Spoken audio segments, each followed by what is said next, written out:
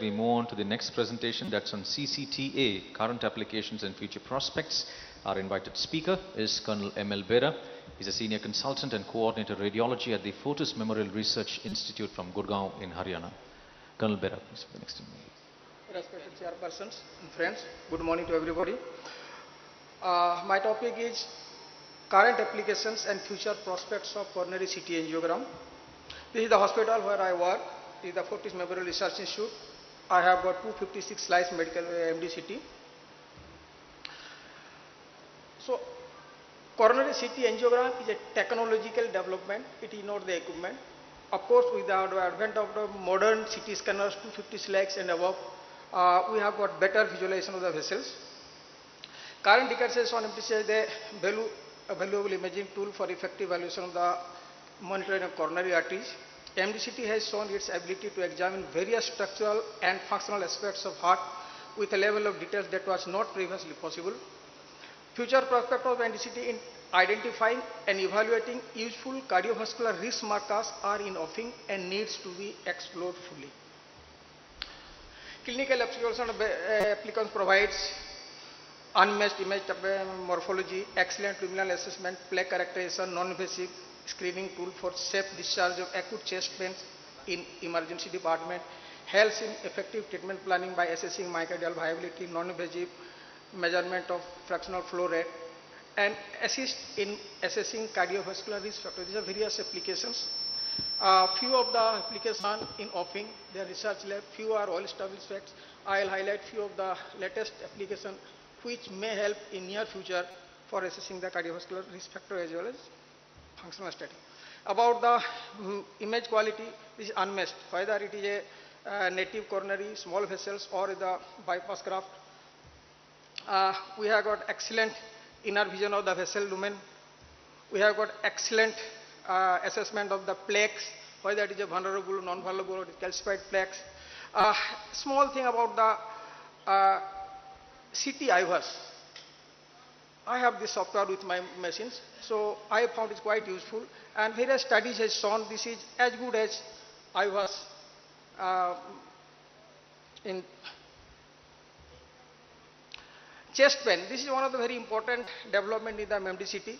Coronary CT is gaining ground as a fast non-invasive chest pain screening tool in hospital emergency room because of its negative predictive value of 99 to 100%. This aspect has been taken. Coronary CT is ideal in ED for quick screening of low and medium risk patient, non-ST elevated, to rule out CAD.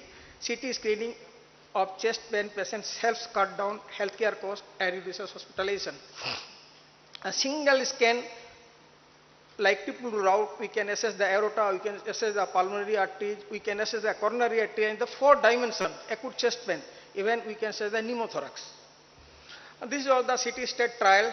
They have shown that coronary CT angiography, they diagnosed 54% faster than SPECT MPI protocols, cost 35% lesser than the SPECT MPI protocols, no difference in major adverse cardiac events in each diagnostic strategy, and lower radiation in CCA patient. So, to some CCA, coronary CT angiogram is faster, more accurate and less costly than employing SPECT MPI protocol in the emergency department. CT myocardial perfusion, CT FFR, present treatment planning for stenotic vessels is dependent on nuclear perfusion imaging to assess myocardial viability and invasive catheter angiogram based on FFR measurement. This is the present protocol.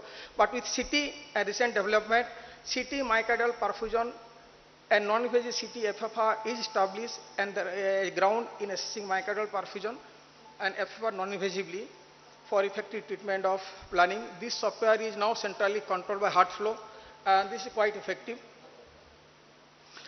About the myocardial perfusion, CORE 320 study, this was a landmark study where they have shown coronary CT angiogram with coronary CT perfusion is as good as catheter angiogram plus SPECT MPI.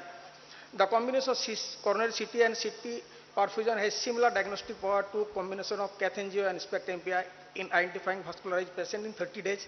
CT angiography and CT myocardial perfusion imaging has robust diagnostic accuracy for identifying patients with flow limiting coronary artery disease in need of myocardial evaluation, myocardial revascularization. So this is the SPECT MPI and CT perfusion comparison. CT flexional flow reserve de facto study, a prospective multi-center trial designed to determine the diagnostic performance of heart flow CT flow software by coronary CT for non-invasive assessment of FFR in coronary arteries. Nearly 20% improvement in the ability to identify flow restricting arterial blockage over the use of CT alone, and more than twofold increase in test sensitivity from 37 to 82% in arterial blockage of intermediate severity with no loss of specificity in diagnostic performance. This is the heart flow study. So it's a innovating, but this software is controlled by heart flow, so not commercially available. This is the CT FFR de facto study between the coronary CT angiogram FFR versus cath angio FFR study. JAMA it is published. Cardiovascular risk assessment. MDCT helps in assessing cardiovascular risk factors associated with atherogenesis. One is epicardial agical tissue, a potential quantifiable risk marker, and endothelial shear stress, a biomechanical risk factor understood to have definite role in atherogenesis. How that? Epicardial agical tissue is a visceral fat and positioned between the visceral and parietal pericardium. It is biologically active organ and associated with atherogenesis. Higher incidence of cardiovascular events has been noted in individuals having higher EAT volume. It is quantifiable risk marker in CAD. It forms about 20% of the heart's mass and covers approximately 80% of the heart surface. Optimal cutoff for epicardial fat thickness and pericoronary fat thickness are 6.8 mm and 13.8 mm, whereas epicardial volume is in patient with 154.58 plus minus 58, then patient without CAD 120.94. Quantification of it can be accurately measured and quantified with the help of MDCT. Measuring epicardial fat thickness and pericoronary fat thickness is simplest way to assess it. Estimation of epicardial fat volume is relatively complex procedure. Semi-automatic and automatic procedures methods are available. This is what we see. The no, it is not working. Between the epicardium, visceral and parietal epicardium, there is a fat component, which can be measured. Epicardial and pericoronary is very easy. This is the way semi-automatic. You have to manually trace out the epicardium volume, then within the heart, and you can reduce minus the one, we can get the epicardial fat volume. An automated process, you have to set a target value of minus 25 to minus 250 Hounsfield to the epicardial fat, and you can get automatic volume calculation. Endothelial shear stress. Association of ESS with atherogenesis is well established. Low ESS predisposes development of atherogenic plaque and their subsequent progression. Shear stress is difficult to measure directly in vivo. Currently, ESS measurement is dependent on invasive procedures like cath angiogram and IVAS, followed by vascular mapping using computational fluid dynamics. It provides accurate assessment of local ESS and helps in characterizing plaque. However, the invasive nature of the test limits its widespread use. Non-invasive measurement of ESS can be done by using computational fluid dynamics if an accurate description of the vessel geometry is available, 3D model of the vessels. Advanced MDCT technology with volume data set provides an excellent 3D image of coronary arteries. Several studies have shown that MDCT provides accurate 3D model of coronary arteries, which can be used for CFD calculation and measurement of ESS. So this is the 3D images from my machine, and this right side there is one young boy who has come with a history of parent, father died of, grandfather died of early age heart attack. I put the CT, there is a left dominant vascular pattern, LCH you have to carve. So possibly these patients assessment of ESS non-invasively may help. This is one of the image, right coronary artery from 3D CT image calculation of ESS. This is published in the paper. This is another one from the left vascular calculation of ESS. So this is a potential software which is not yet commercially available. It is in the research lab so far. So why coronary artery is so important? A non-invasive, widely available and safe procedure. Single data set provides multiple information.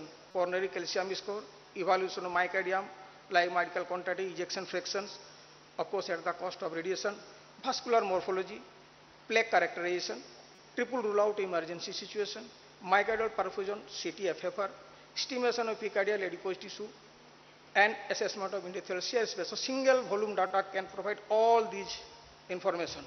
So to sum up, coronary CT angiogram is a novel imaging technique in cardiac imaging which provides a number of vital information needed in day-to-day cardiological practice, starting from diagnosis to therapeutic decision making and risk stratification for future prevention of coronary artery disease. Thank you. Thank you. I said so many giants in imaging are sitting. Any comment from them?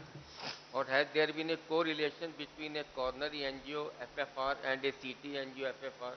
How So close? my topic was basically for the future prospects. So these Oh. are the things in the developing. Some of the software are there in the research lab.